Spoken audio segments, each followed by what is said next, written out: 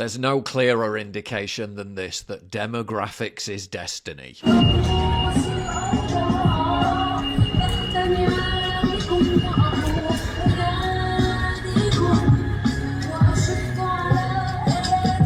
Vape shops deliver riders Islamic music, Palestinian flags. If ever a 13-second clip illustrated more hauntingly the trajectory of England, well, that's what the Green Party ran on in Gorton and Denton, Manchester.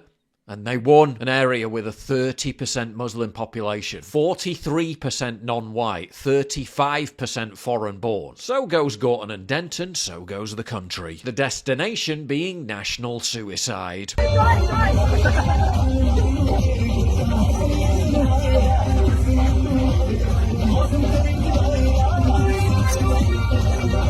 The Greens literally campaigning in foreign languages.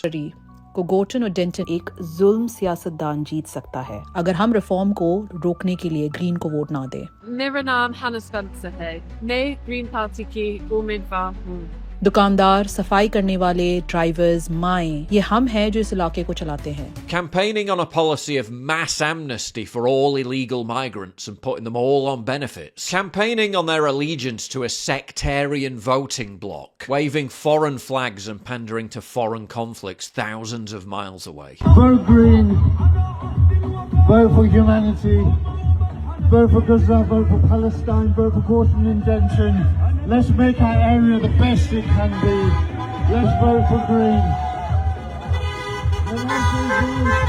We're not being colonised though. Oh no. Remember when the Green Party was about the environment? Feels like a lifetime ago. Even Sky News is now casually acknowledging that British democracy is now basically just in-group racial tribalism. Look at this.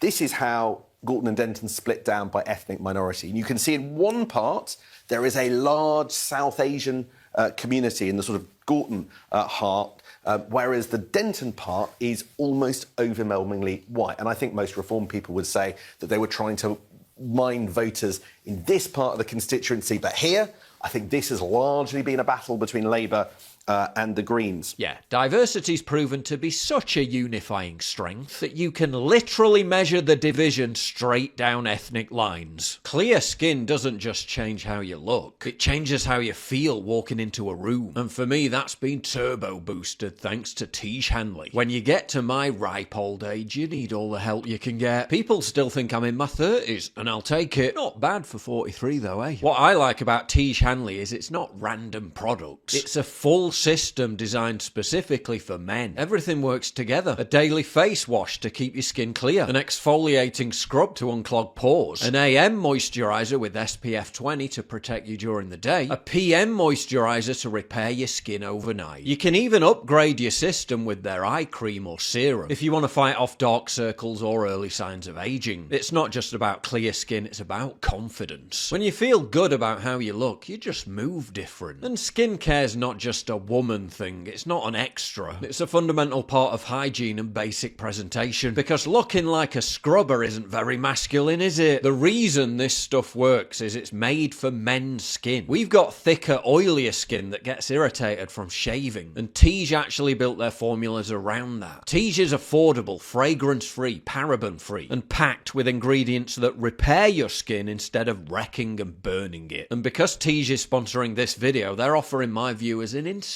deal. You can get up to 40% off your first box, as well as a free $20 gift, but only when you click the link down below. Don't sleep on skincare, it matters, so make it part of your daily routine. Matthew Goodwin, you hoped to be Reform's 9th MP. What went wrong? Because it wasn't even close.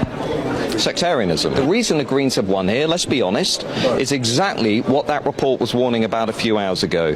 Family voting, otherwise known as sectarianism. Now, we can have a conversation in this country about sectarianism and what it's doing to our democracy, or we can pretend it's not happening. It's clearly happening. I love how it's all been casually glossed over how certain communities, I wonder which ones they could possibly be, engaged in family voting. Oh, that sounds wholesome. No, it's basically where the husbands drag the wives into the polling booth and tell them how to vote. I was in Gorton and Denton and just trying to talk to people. I did speak to try to speak to a number of members of the South Asian community. Women turned to me and just said, no, my husband deals with that.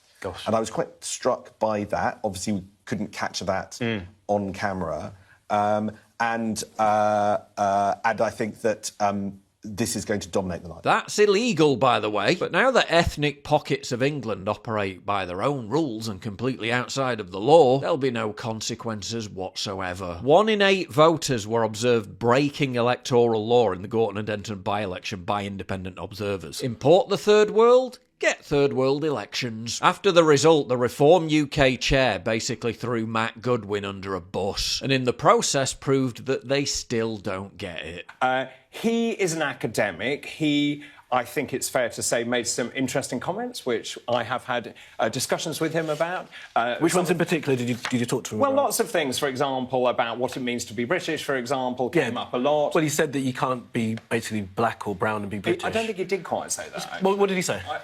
This is what the bit I can't quite understand. But the point was... He said being British is more than a piece of paper. He also said that people who aren't white can't always be English. Yeah, I didn't understand his reasoning, but the whole point was that it wasn't Reform Party policy anyway. The point is that... You're stepping away from that idea of... Sorry, am I? You're disowning it, for reform. Yes, I am, absolutely. So the point is, if you were born here, if you're British, you hold a British passport, you're British. Yeah, just keep importing hundreds of thousands of people a year and giving them British passports. I'm sure at some point they'll start to embrace British values. No, they won't. They'll vote for far-left parties aligned with literal Islamists who hate Britain and want to completely subvert it. Maybe just be a bit nicer to them. We have a Muslim population in Britain growing by about 75% every 10 years.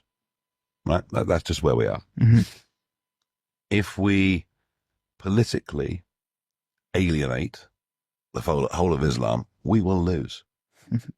We'll lose. Non-whites always overwhelmingly vote left-wing, not just in the UK, in every Western European country. The far left brazenly embraces ethnic tribalism, and they win. Reform completely eschews it for fear of being called racist, alienating their core voting bloc in the process, and losers. Then they wonder why Rupert Lowe's Restore Party is becoming so popular so quickly. Gorton and Denton once again proves the blindingly obvious. It's happening. This is why we have open borders. The demographic onslaught is primarily about importing future voters to seize power and irrevocably deracinate and destroy England. And without remigration, it's inevitable.